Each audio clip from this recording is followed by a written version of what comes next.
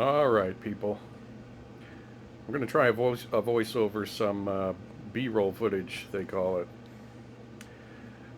This is me at the range in the run-up to a protection detail.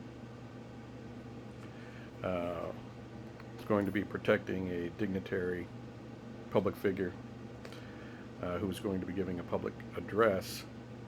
And I oftentimes work in a suit, and so I occasionally train from under a suit coat. And so I'm pushing for some short times on these draws and double taps. So the title of the video is, who would you want to protect you, a Navy SEAL or a Christian? And I understand how that's a pretty, it is, like some of my titles, kind of provocative. First of all, you can be both. You can be both a SEAL and a Christian. So I don't mean to offend any brothers out there who happen to have served in the Naval Special Warfare. And I'm going to go ahead and answer the question up front, but I'm going to explain, where I come off posing a question like that to begin with. My answer would be, who would you rather have protect you, a Navy SEAL or a Christian? As a rule, I'm going to go with the Navy SEAL. But I'm going to bring forward a couple of case studies. And these case studies make me believe that it isn't by much, at least in the cases that I'll bring forward, real life cases. And the first one I'll make reference to here is Sutherland Springs, Texas. As you know, it involved a AR wielding maniac entering a church on the Lord's Day, a Sunday, and shooting the place up, killing a bunch of people. Well, as this started to unfold, there was a man who lived nearby, Stephen Williford. And his daughter came in and told him what was happening, and he went into his safe and he got out his AR and a handful of loose .223 rounds and an empty magazine. He ran out the door in his bare feet and ran to the scene. And once he arrived, he encountered the gunman, who shall remain nameless in this video. And they began exchanging gunfire. Now, Stephen Williford was not a veteran. He's not a former operator. He was an ordinary Christian, godly man who owned guns. And when the need arose, he arose to the challenge. Now, when they started exchanging gunfire, the gunman was firing rounds to Stephen's left and his right. And rather than cowering behind cover, Stephen Williford returned fire, and from what I've read, struck the gunman once in the leg, but it was the other round, and I don't know which one came first, but it was this other round that we're going to talk about, and that I think is so significant. Stephen Williford looked through the EOTech on his AR, and he saw that this gunman was wearing full armor, including a head protection. And He had the presence of mind and the coolness under fire, not only to return fire, but to think clearly and rationally as he looked the man over who was shooting at him with a long gun.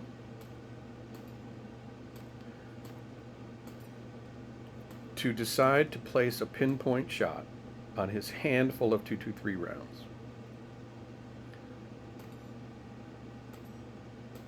In between his front plate and his back plate. He remembered, he testified, informally, it was his statement that he gave to an interviewer that he decided that it was possible, while receiving fire, that the armored gunman, might not have side plates. And he put a round right in there. And that mortally wounded the gunman. He fled the scene. Williford pursued with another Texan, ran the man down the highway, followed him, eventually pulled off the road, and apparently took his own life. But he was mortally wounded, apparently. Now, think about that. This ordinary man without specialized training, he did something remarkable. He displayed a calmness and deliberation and a presence of mind that in the moment could not have been surpassed even by a Navy SEAL with a ton of combat experience. When he arrived on the scene, his conduct was perfect. Now, a Navy SEAL could have done better on the whole, because it would have had a loaded mag, at least, and been able to use it, load his AR quickly, and get there a little bit faster. In that, he could have been surpassed by someone with that kind of training. But other than that, no one could have done better in the moment than this Christian man with his AR. Now a second case study. West Freeway Church of Christ in White Settlement, Texas. Gunman comes in. He's concealing a shotgun under an overcoat, wearing a goofy disguise, but the security team recognizes him as someone who's been in the church before, seeking assistance, I believe. And they realize something's off, and so they watch him.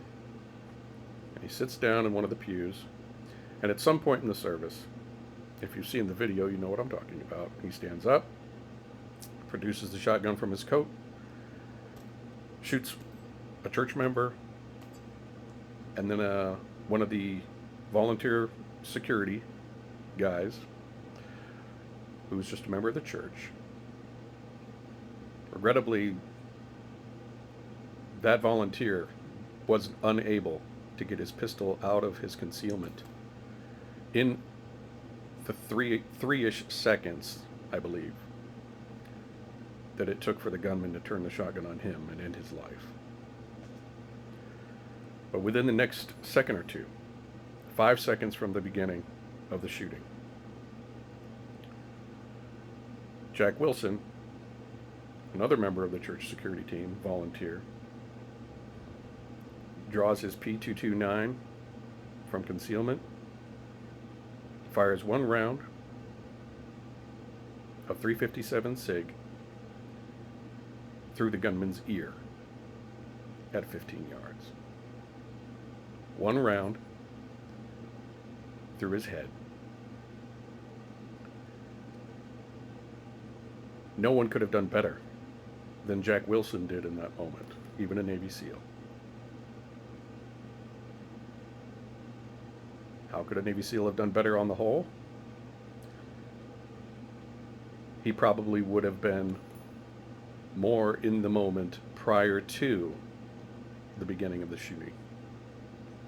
and he probably would have been more alert to this man's movements and been faster on the draw, and he might have killed him